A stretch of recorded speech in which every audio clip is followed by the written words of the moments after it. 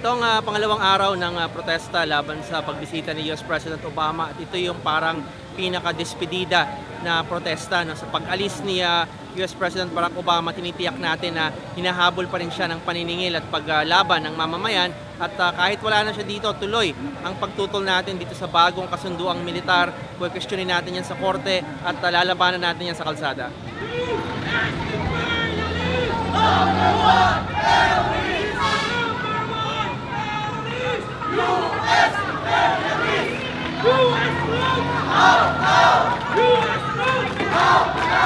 Mukhang wala na naman tayong napala dito sa pagdalaw ng Pangulo ng Estados Unidos. Naisahan na naman ang mga Pilipino.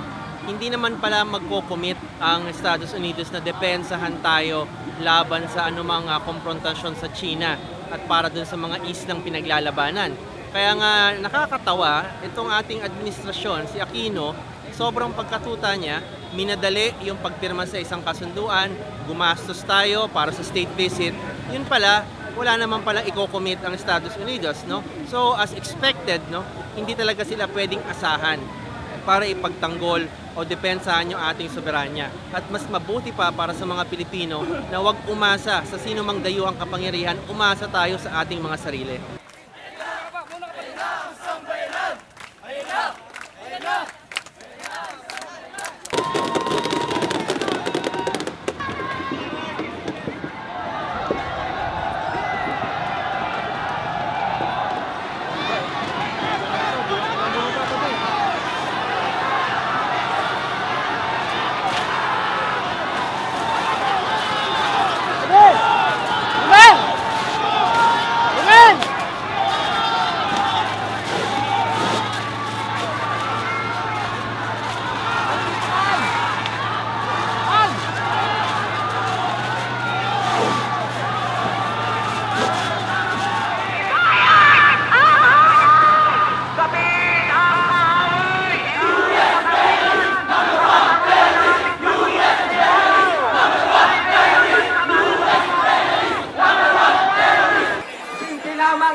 Panawagan at makatwiran.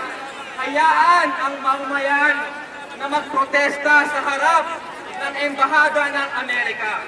Hayaan ang mamamayan na magsalita at magpahayag ng ating damdamin.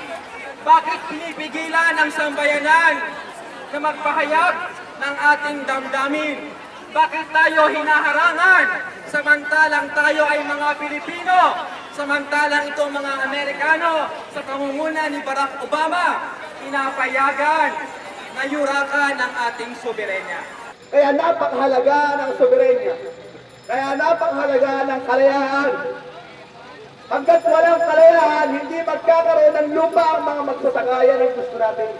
Sariling lupa ng mga magsasaka na pagtatamnan para pakainin ng bayan, hindi yung pinagsasamantalahan ng pusabos ng ating mamamayan. Hanggat walang kalayaan, walang sahod na disente para sa ating mga manggagawang Pilipino, walang trabaho dito sa ating bansa. Sinasadya na walang trabaho para maibaba ang sahod ng ating mga manggagawa. Papalayasin, itataboy, inihiwalay sa pamilya, dadalhin sa ibang bansa para mabigti at wala man ang tulong na ibibigay ng ating pamahalaan. Hindi ba ang gusto natin? Magkaroon tayo ng trabaho sa ating sariling bayan, umunlad yung sarili nating bansa at sarili nating ekonomiya. Pues hindi mangyayari yan, hinaharang tayo, Noynoy Aquino at si Barack Obama. Yan ang gusto nating lipunan. Yan ang alternatiba natin. Isang lipunan tunay na malaya, tunay na maunlad. Isang lipunan na hindi para sa dayuhan at iilan, kundi para sa taong bayan. Sisikapin namin, anuman dami ng harang ngayon, ay hindi yan makakatinag sa amin. Ang mga bomba ng tubig at palo ay nagpapatunay lamang na tama ang aming paninindigan at kami ay hindi tigil sa paglaban.